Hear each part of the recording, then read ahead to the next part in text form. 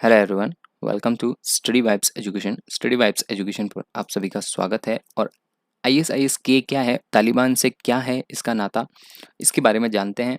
Recently आप सभी ने सुना ही होगा कि अफ़गानिस्तान के अंदर जो अस्थिरता आई है, उसके दरमियान जो अफ़गानिस्तान में तालिबान का हिस्सा, तालिबान का यहाँ पर शासन हो चुका है।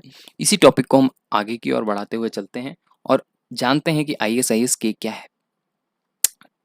इस टॉपिक का रिलेशन अफ़गानिस्तान से है और काफ़ी कुछ है जानने को यहाँ पर। तो इससे पहले study vibe education online platform है, यहाँ पर आप हमसे जुड़ सकते हैं और अपने नॉलेज को बिल्ड कर सकते हैं। My self Ashutosh taller. YouTube पर शॉर्ट वीडियोज़ यहाँ पर प्रोवाइड की जाती हैं। लेक्चर सीरीज़ जो मैं आपके सामने लेक्चर डिस्कशन कर रहा हूँ, तो लेक्चर सीरीज़ भी यहाँ पर प्रोवाइड की जाती है। टेलीग्राम के ऊपर आप हमसे जुड़ें तो पीडीएफ मिल जाएगी और वीडियो की नोटिफिकेशन भी आपको वहाँ पर आसानी से मिल जाएगी।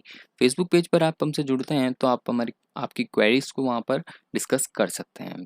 और अदर वेरियस आईडीज़ पर, सोशल मीडिया हैंडल्स पर आप हमसे जुड़ना चाहते हैं तो हमारी आईडीज़ यहाँ पर प्रोवाइड है और डिस्क्रिप्शन में लिंक दिया हुआ है। आप हमसे जुड़ सकते हैं और अपनी नॉलेज बिल्ड कर सकते हैं, या फिर अपनी कोई क्वेरी हो तो आप वहाँ से हमसे पूछ सकते हैं। चलिए स्टार्ट करते हैं इस टॉपिक को। आईएसआईएस के क्या है? तो आईएसआईएस के जो है वो तालिबान से क्या संबंध रखता है, इसके बारे में हम डिस्कशन करते हैं। तो आतंकवादी समूह है। सबसे पहली बात तो यही होती है कि this is a group of terrorism. ठीक है, तो ये क्या है? ग्रुप है टेररिज्म का। सबसे बड़ी चीज है आईएसआईएस का। अभी के है जो इसी का ही पार्ट है आईएसआईएस के, जो आईएसआईएस से क्या हुआ हुआ है, अलग हुआ हुआ है। तो आपको ये चीज नॉलेज में रहनी है कि क्या है। टेररिस्ट ग्रुप है, आईएसआईएस के है, और आईएसआईएस के जो है वो आईएसआईएस का ही पार्ट है, सहयोगी संगठन है। ठीक है, ऑर्गेनाइजेशन जो है वो इसी की सहयोगी संगठन है। तो इस संगठन की स्थापना 2015 में हुई थी। सबसे बड़ी बात, 2015 में आईएसआईएस की स्थापना हुई थी।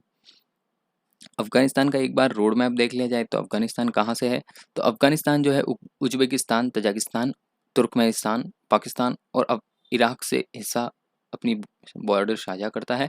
और इंडिया से भी अपनी बॉर्डर थोड़ा सा पार्ट है लैंडलॉक, जो इंडिया से भी शेयर करता है। जो पीओके पीओके का जो एरिया है, पाकिस्तान ऑक्यूपाइड कश्मीर, वहाँ का एरिया वहाँ से टच करता है। तो बॉर्डर पाकिस्तान के साथ, इंडिया के साथ भी शेयर करती है। ये पाकिस्तान की बॉर्डर है। और सबसे बड़ी चीज़, ये जो रेखा है ये रेड क्लिफ रेखा के नाम से जानी जाती है। और ये जो रेखा है वो स्वतंत्रता के बाद दोनों का नाम, इसका नाम दे दिया गया था। इसका तो रेड क्लिफ दिया गया था और इसका डूरंड लाइन दिया गया था। ये दोनों ब्रिटिश शासन के द्वारा दी गई थी। ठीक है, आगे चलते हैं। अफगानिस्तान का जो अस्थिरता है वो पूर्व में शासनकाल से, जब महाराजा रणजीत सिंह और सब रहे थे, तब से अस्थिरता रही है। देखने वाली बात है ये कि यहाँ पर कोई भी स्थायी रूप से शासन नहीं कर पाया है। चलिए इसके आगे डिस्कशन को कंप्लीट करते हैं।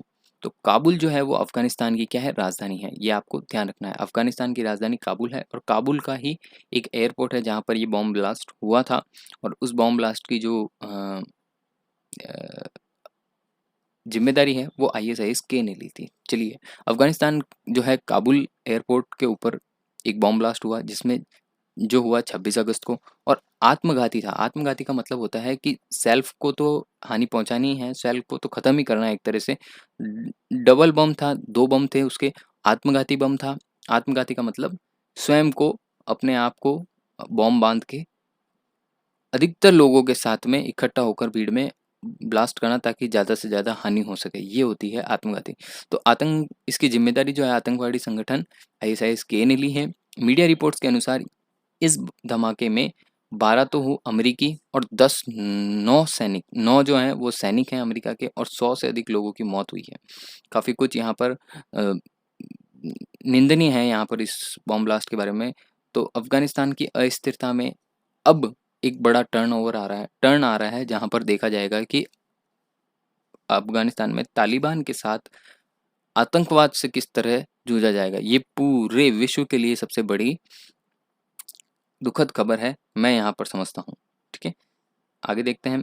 आगे क्या है कि मीडिया रिपोर्ट्स के अनुसार इस्लामिक स्टेट मतलब एक एक अलग से रोड मैप बनाया गया है इनके द्वारा कि इस्लामिक स्टेट का मतलब होता है इस्लाम फेथ को मानने वाले, इस्लाम रिलीजियस को मानने वाला देश। देश नॉट फॉर धर्म। वहाँ पर जो भी लोग रहेंगे उनको क्या करना है? इस्लाम स्टेट को ही मानना है।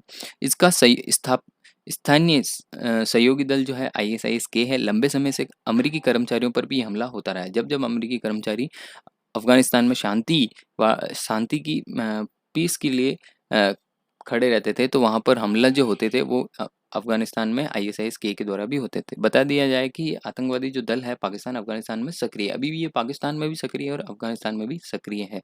जब तालिबान ने यहाँ पर अधिकार कर लिया है, तो उसके बाद अफ़गानिस्तान में भी ये सक्रिय है। अफ़गानिस्तान के इसी जिहादी अफ़गानिस्तान के सभी जिहाद जो अपने धर्म के प्रति कट्टर हैं, उन चरमपंथी संगठनों में यह दल सबसे ज़्यादा हिंसक है। मतलब यहाँ पर हिंसा की बात कही जाए तो सबसे ज़्यादा अफ़गानिस्तान में ISIS-K के द्वारा मानी जाती है। ISIS-K क्या है?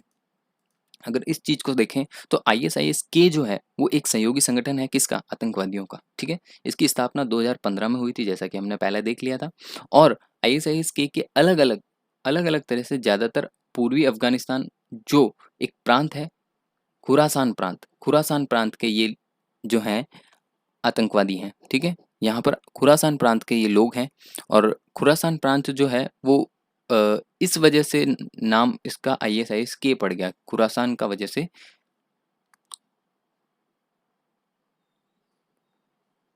खुरासान की वजह से ISIS-K इसका नाम रख दिया गया या पड़ गया, ठीक है?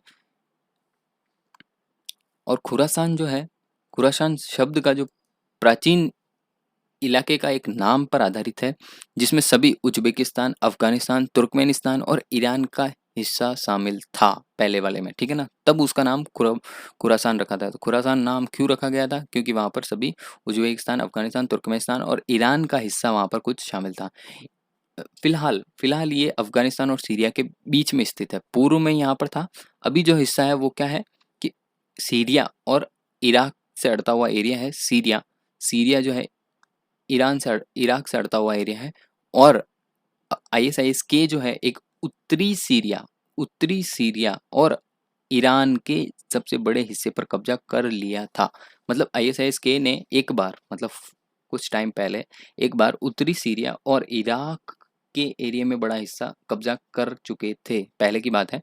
और अब ये देखें कि इन्होंने कौन-कौन से हमले कर दिए, कहाँ-कहाँ पर करे हैं, तो वो सारी चीज़ें हम यहाँ पर centre of state and international state stage के मुताबिक मतलब ये एक संगठन है, उसके मुताबिक इन्होंने कहाँ-कहाँ पर हमले किए हैं, इनकी रिपोर्ट बता रही है कि ISIS-K ने 2015 से 2017 के बीच में अफ़गानिस्तान, पाकिस्तान सबसे बड़ा चीज़ है, जहाँ पर आतंकवाद पनपता है, वहीं की बात बताई जा रही है कि अफ़गानिस्तान, पाकिस्तान में नागरिकों के 100 से ज़्यादा हमले कर चुका है। मतलब 100 यहाँ पर क्या कर चुका है, हमले कर लिए हैं और इस अवधि के दौरान अमरीकी, पाकिस्तानी और अफ़गान सैनिकों पर लगभग 250 हमले कर चुका है। तो इतना बड़ी मात्रा में इन्होंने हमले कर दिए हैं।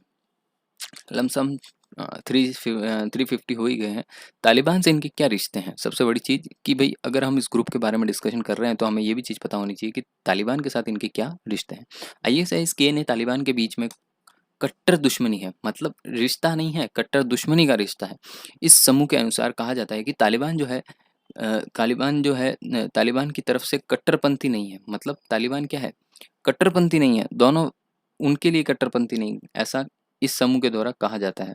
दोनों विरोधी हैं, विरोधी समूह हैं अफ़गानिस्तान में इलाके में कब्ज़ा करने के दौरान कई बार आपस में भी भिड़ चुके हैं। मतलब जब एरिया कैप्चर कर लिया जाता था तो उसके बाद में आमने-सामने भी हो चुके हैं। इस संगठन से जुड़े हुए लोग आतंकवादी संगठन अल-कायदा सबसे बड़ी चीज़ है यहाँ पर अल-कायदा, जैश-ए-मोहम्मद और इन सारी संगठनों से भी विचारधाराओं पर रहते हैं। मतलब कुल मिला के आतंकवाद से यहाँ पर विचारधाराएँ यहाँ पर पनपती है। इसमें Syria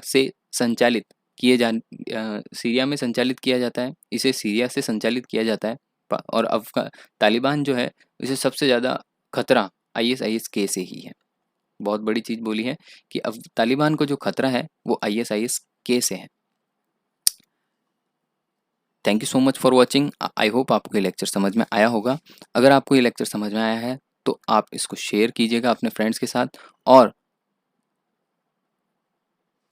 keep watching. Thank you so much for watching this. Have a nice day. Bye bye.